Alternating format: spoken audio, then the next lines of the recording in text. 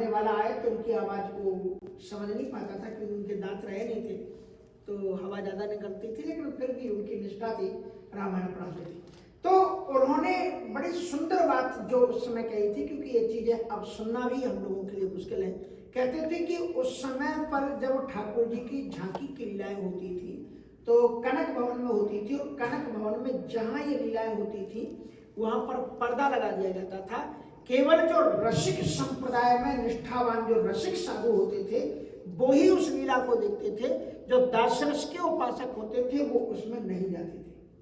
अभी भी अगर आप वृंदावन जाओगे श्रावण के महीने में तो जनकपुर मिथिला से जो महात्मा आते हैं उनके साथ में छोटे छोटे बच्चे होते हैं, वो राम सीता और सखियों का स्वरूप धारण करते हैं और केवल पुष्प वाटिका से लेकर के राम विवाह तक की लीला को बहुत सुंदर, और वो हंसी खुशी का भी वातावरण दिखाते हैं कि राम जी से सखियां मजाक भी करती हैं, वो सब उसमें दिखाया जाता है। तो राम जी ने 99 महाराज किए, कितने? 99 महाराज किए। इसका प्रमाण यहां से शुरू हो रहा है, यहीं पर पहला महाराज है। इसमें संकेत, एक बार चुनी कुसुम सुहाए, निज कर भूषण राम बनाए। हरे चुनी कुसुम सुहाए, निज कर भूषण राम बनाए। शीतल ही पहिरा हे प्रभु सादर, बैठे पथिक शिला पर। इस कथा के लिए थोड़ा आपको अनर्घ रामायण में पीछे जाना पड़ेगा। श्री दशरथ जी महाराज स्वर्ग जाते थे।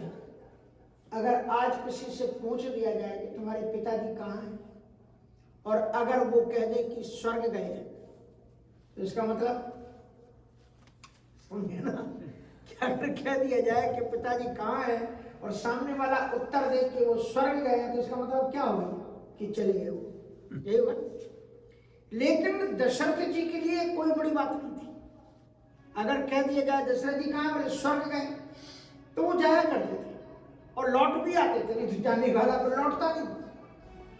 लेकिन दशरथ जी महाराज को एक बार जब इंद्र ने आमंत्रित किया, आगे हुए जय स्वरपति ले अर्ध सिंहासन आसन दे, तो सारे देवता, और उन्होंने विशेष रिक्वेस्ट की दशरथ जी से कि महाराज आप अपने साथ में राम जी को भी लेते आए।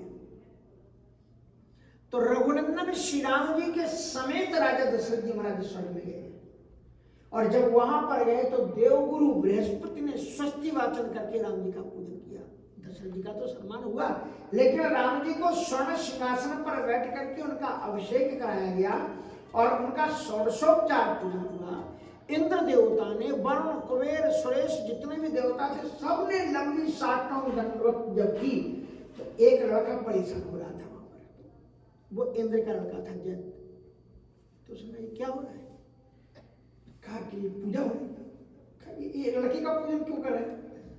अरे दशरथ जी ठीक है, मदद करते हैं, उनका रिक्वेस्ट, उनका सत्कार होना अच्छी बात है, लेकिन ये लड़के कहीं भगवान, कैसे भगवान जिससे मैं हूं वैसे ये कैसे भगवान? बोले नहीं, देखो अब देखा कि पिताजी हाथ जोड़ करके खड़े हुए हैं इंद्र जी राम जी के सामने, तो जयंत की कोई हिम्मत नहीं हुई कि वो कुछ बोल सके। लेकिन उसने कहा कि अगर मौका कभी मिलेगा तो मैं बताऊंगा ये कैसा भगवान है। और संयोग की बात हुई कि जब भगवान श्री राम जी ने, एक दिन भगवान श्री राम जी बचपन में पतंग उड़ा रहे थे, सुनी होगी आपने कथा, और पतंग राम जी की इतनी उड़ी कि सीधे स्वर्ग में चली गई, और इतनी दिव्य तेजोमय समन्वित पतंग थी कि जयंत की पत्नी जयंती ने उस पतंग को पकड़ लिया। कहा कि भाई जिसकी पतंग यहाँ तक आ गई वो कितना महान होगा, मैं उसे देखना चाहती हूँ। उसे ये तो मालूम था कि भगवान का अवतार हो गया है, तो उसको लगा कि शायद ये भगवान की ही पतंग होगी। तो आपको ये भी मालूम होगा कि बचपन में श्री हनुमत लाल जी महाराज 5 वर्ष तक राम जी के साथ में रहे, बचपन से ही उनकी लीला। तो उस समय पर हनुमान जी महाराज साथ में थे और पतंग गई ऊपर से तो नीचे उतर नहीं रही थी, तो राम जी ने हनुमान जी को आदेश दिया कि जरा जाकर के तुम देखो ये पतंग रोक कैसे गई। और जब हनुमंत लाल जी महाराज ऊपर उड़ करके गए तो देखा कि वो जयंती पकड़ करके बैठी हुई है। और उन्होंने कहा कि जब तक इस पतंग उड़ाने वाले का मैं दर्शन नहीं कर लूंगी, पतंग को मैं नहीं छोड़ूंगी। राम जी ने कहा कि उनसे जाकर के कहो कि वो चित्रकूट में महाराज करेंगे, उसमें वो आकर के सम्मिलित हों, वहीं पर उनको दर्शन होगा। अब राम जी जब यहाँ पर आए हैं, अरण्य कांड में जो कथा शुरू हो रही, एक बार चुन कुसुम सुहाए, भगवान श्री राम जी ने बेला जुही चमेली कुमकुम के नवतरु लहराते, चंचली के अभिता पैता सुन्नों के गीत सुनाते, बड़े सुंदर सुंदर पुष्पों को तोड़ करके, क्योंकि किशोरी जी का उस दिन जन्मदिन था, जयंती थी, जानकी जी। श्री राम जी ने बहुत सुंदरतम श्री किशोरी जी का, जानकी जी का श्रृंगार किया है।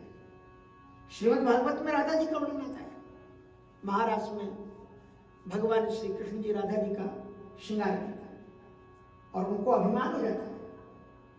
वो सोचते हैं कि मैं सबसे मान्य स्त्री हूँ, क्योंकि भगवान सबसे ज्यादा प्रेम मुझसे करते हैं। गोपी नाम संतोषता, सारे गोपियों को हित्वा गोपी आना, सारी गोपियों को छोड़ करके मेरे साथ में भगवान चले आए तो मैं सबसे ज्यादा प्रेम हुई ना, उनको अभिमान आ गया। और जब साधना की अवस्था में व्यक्ति की, साधक की जब अहम और इदम पर दृष्टि जाती है तो वहीं पर परम पद छूट जाता है। तो इसलिए भगवान वहां से अदृश्य हो गए। इसलिए कहते हैं कि तासाम तत् सौभग मदम बीक्षमानम च केशवः प्रसमाय प्रसादाय तत्रैवांतर धियत। भगवान ने किसी भी कारण को अहंकार हुआ था, किसी भी प्रकार का अभिमान हो जाए, अभिमान भी सात्विक भी होता है और राजस भी होता है और तमोगुण भी होता है।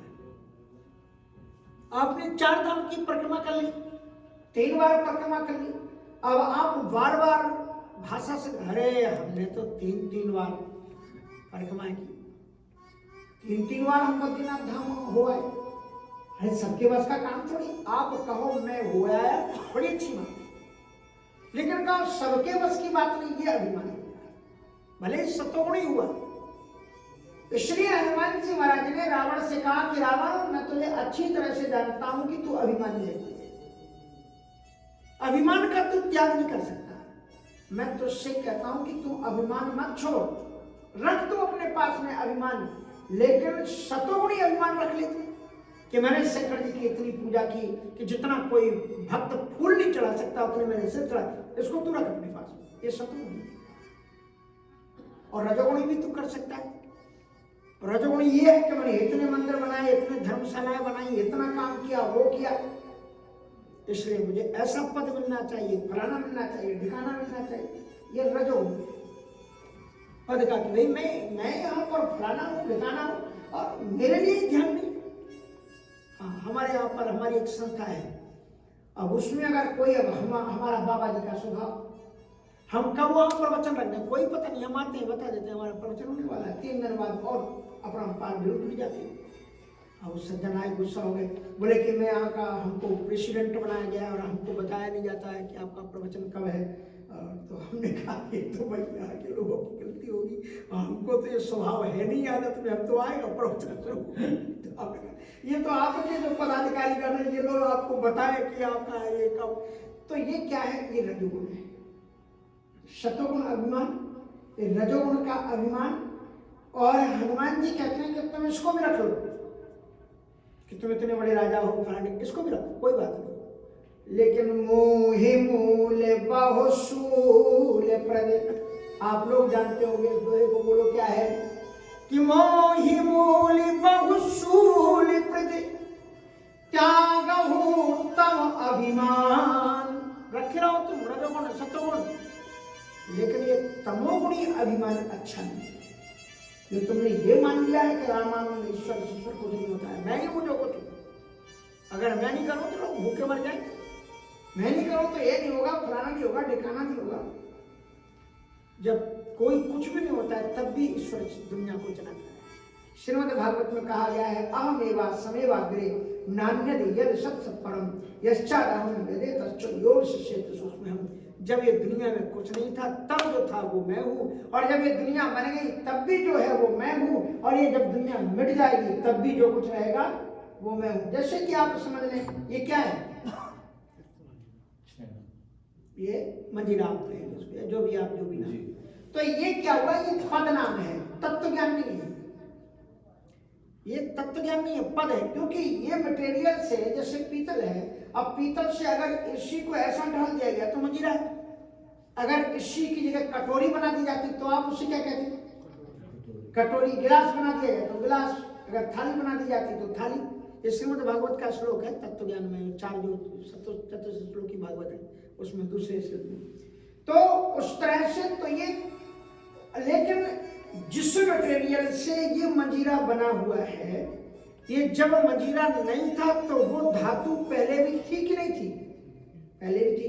अब जब ये मंजीरा बन गया तो उसके अंदर में पीतल है कि नहीं, अभी भी है। और जब ये टूट जाएगा तो पीतल रहेगा कि नहीं रहेगा, बना रहेगा। ऐसे ही वो ईश्वर है, जब दुनिया में कुछ नहीं था तब भी ईश्वर था, अब दुनिया बन गई है तब भी ईश्वर उसके अंदर में विद्यमान है। और ये जब दुनिया तहस नहस समाप्त भी हो जाएगी तब भी जैता दशा, फिर भी वो ईश्वर तत्व रूप में बना रहेगा। इसका जिसको ज्ञान हो गया उसी को कहते हैं तत्वज्ञ, तत्ववेत्ता, इसी का नाम है। तो इसलिए ये बड़ी महत्वपूर्ण बात है कि तत्व के इस चीज को जाना। तो हनुमान जी महाराज ने रावण से यही कहा कि मोह मूल बहुशूल प्रत्यागहु तम अभिमान और भजहु राम रघुनायक है। तो कहने का मतलब यह है कि यही उन्होंने कहा, तमोगुण छोड़ दो, तमोगुण अच्छा नहीं, तमोगुण का जो अभिमान है। तो गोपियों को थोड़ा सा बीच तत् सौभग मदम, गोपियों को किस चीज का अभिमान हुआ, सतोगुणी अभिमान हुआ था, रजोगुणी नहीं था, तमोगुणी नहीं था, सतोगुणी अभिमान था कि हम इतनी सौभाग्यशाली हैं, इतनी सौभाग्यशाली। यतपाद पांसुर बहुजन्म कृचितो धृतात्म भरियोग लभ्या, जिन भगवान के पावन पादारविंदों की रज को प्राप्त करना जन्म जन्म में जितना कराई ऋषियों को उपलब्ध नहीं होता, वो हमारे पीछे नाच रहे हैं, हमारे इशारे पर नाच रहे हैं, हमारे संग में नाच रहे हैं। गोपियों की पैर टूट जाती है तो गोविंद बैठ जाते हैं और उनके घुटने पर गोपियां अपना चरण रख देती हैं, भगवान उनकी पैर बांधते हैं। उनकी चोटी खुल जाती है तो भगवान कृष्ण उनकी चोटी को ठीक करते हैं। उन्हें पसीना आने लग जाता है तो भगवान महाराज उनके लिए पंखा करते हैं। बीच तत् सौभग मदन, उनको अभिमान है। और प्रशमाय प्रसाद, उसको प्रशमन करने के लिए, प्रशमन माने समाप्त करने के लिए। क्यों समाप्त करने के लिए, बोले प्रसाद है, क्योंकि अभिमान रहेगा तो आपको जीवन में वास्तविक सुख मिलेगा ही नहीं। प्रसादस्तु प्रसन्नता, प्रसाद मानी प्रसन्नता। कहते हैं ना हम लोग भोग में लेते, कहते हैं प्रसाद ले लो, ये प्रसाद नहीं लेते हम लोग, क्या लेते हैं, अपने जीवन की खुशियां लेते हैं, प्रसाद के रूप में खुशियां रहती है। लेकिन प्रसाद को बर्बाद नहीं करना चाहिए, ये ध्यान रखना चाहिए। एक भी कण अगर आप गिराते हैं तो ये इसका अपराध बनता है। इसलिए भले ही आप एक रोटी कम लो लेकिन छोड़ना मत, नहीं तो उठाया और फेंक दिया गार्बेज में। इसलिए भले आप थोड़ा खाओ लेकिन फेंको मत, भगवान का प्रसाद। तो प्रसमाय प्रसाद आया तत्रैव अंतर्धीयत, तो भगवान अंतर ध्यान हो गए, अभिमान किसी का भी। लेकिन ये जो किशोरी जी की लीला है, यहां पर भी श्रृंगार हो रहा है। एक बार चुनी कुसुम सुहाए, एक बार चुनी कुसुम सुहाए, निज कर भूषण राम बनाए, निज कर भूषण राम बनाए, सीता ही पहिरा हे प्रभु सादर, सीता हे प्रभु सादर, बैठे फटी के शिला पर एक बार कुसुम सुहाए, निज कर भूषण राम बनाए, और सीता ही पहराए प्रभु सादर, और बैठे फटक शिला पर, सुंदर फटक शिला पर राम जी बनाए। और ये फटक शिला का दर्शन आप आज भी कर सकते हैं जिस पर राम जी बने। अगर आप चित्रकूट जाओगे तो चित्रकूट में केवल पूछना है फटक शिला, उस जगह का नाम ही उसी शिला के नाम पर है। जो 4 हर इंडिया में 4 धाम होते हैं ना, उसी तरह से चित्रकूट के 4 धाम है। फटक शिला है, जानकी कुंड, राम घाट, और अनसुईया आश्रम, ये 4 धाम है चित्रकूट। अनसुईया आश्रम आप जाइए, फटकशिला जाइए, फिर जानकी कुंड जाइए और उसके बाद में रामघाट, जहाँ पर तुलसीदास जी ने चित्रकूट के घाट पर वही संतन की भीड़ तुलसीदास चंदन से तिलक दे तिलक वीर, वो जो घटना, ये 4। तो फटकशिला आप किसी से भी पूछोगे तो वो शिला है वहां पर, और उस पर राम जी के बैठने के चिन्ह है भी। अद्भुत चीज है। जब मैं बचपन में वहां पर रहा तो मेरी भी बुद्धि आ गई थी खेलने वाली, तो हमने कहा कि भगवान जी आए होंगे तो एक ही जगह थोड़ी उनके चरण चिन्ह बने होंगे, वो तो कई जगह बने होंगे। तो मैं था, मेरी अवस्था 12-13 वर्ष की थी, मेरा एक दोस्त भी था, वो 10 वर्ष का हुआ। हम दोनों लोग सुबह नाश्ता करने के बाद में जंगल में चले जाए और जहां मन में आए लेट करके आराम से पत्थर को साफ करते थे। कम से कम कुछ नहीं तो 5-7 जगह बड़े सुंदर सुंदर राम जी के चरण चिन्हों के हमने इंगित किया था कि अब इनको भी कोई ऐसा सजा दे जैसा वहां। तो कई जगह पर प्रभुपद अंकित, भरत जी महाराज ने रामचरितमानस में जब सारा डिसीजन हो गया कि अब भरत जी लौट करके जाएंगे, राम जी नहीं पहुंचेंगे, तो अंत में ख्वाहिश व्यक्त की है, अपनी इच्छा व्यक्त की है राम जी से कि प्रभुपद अंकित अवध विषेखी आयस होए तो आवो देखिए। आपके चरणों से चिन्हित जो चित्रकूट की पवित्र भूमि है, अगर आपकी आज्ञा हो जाए तो मैं इसको देखा। राम जी के चरण कदम कदम पर। चित्रकूट अद्भुत जगह है। जैसे आप वृंदावन जाओगे ना तो मन एकदम लोभा जाता है। वृंदावन को तो फिर भी थोड़ा उन्होंने मटेरियल एक में बढ़ा दिया है। ऐसी ऐसी धर्मशालाएं, होटल को भी मात करने वाले आश्रम, चारों तरफ में ऐसी ऐसी चीजें व्यवस्थाएं। तो जहां से जो वृंदावन का जो स्वरूप है, जैसे उद्धव जी ने कहा कि किमपि गुण में लता औषधि ना, मुझे कुछ गुण में लता औषधि, ये नहीं कहा कि मुझे भवन बना दो, उन्होंने कहा कि मुझे यहाँ की लता पताका बना दो, वृक्ष बना दो, कुछ भी बना दो। मानस हो तो वही रसखान, बसों ब्रज गोकुल गांव के ग्वाल।